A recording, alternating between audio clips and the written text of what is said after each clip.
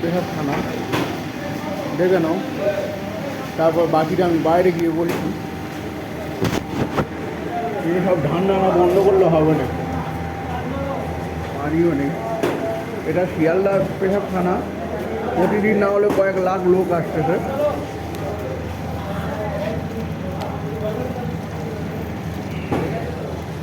প্রতিদিন কয়েক লাখ লোক আসতেছে, আর এরা 5 টাকা করে নেওয়ার জন্য বসে আছে।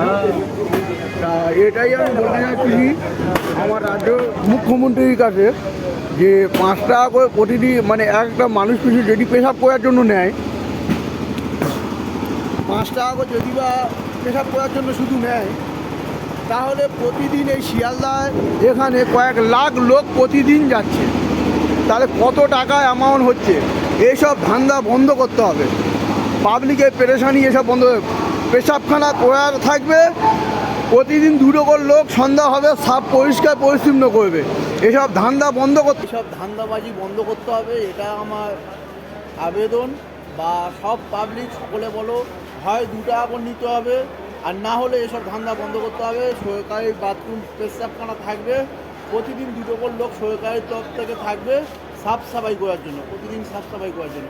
নাহলে তারা বিহার থেকে এসে এখানটা ধান্দা করে খাবে, আর আমাদের বাঙালি ভাইরা এখানটা দিনমজুরি করে খাবে। ওটা আমরা হতে দেবো না।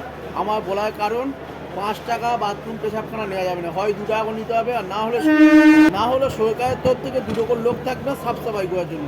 এসব ধান্দা পশ্চিমবাংলা হতে দেবো না আমি। এই ভিডিওটা এমনভাবে শেয়ার করবে যেন মাননীয় মুখ্যমন্ত্রী মমতা ব্যানার্জির কাছে এই ভিডিওটা পৌঁছায়। জয় বাংলা।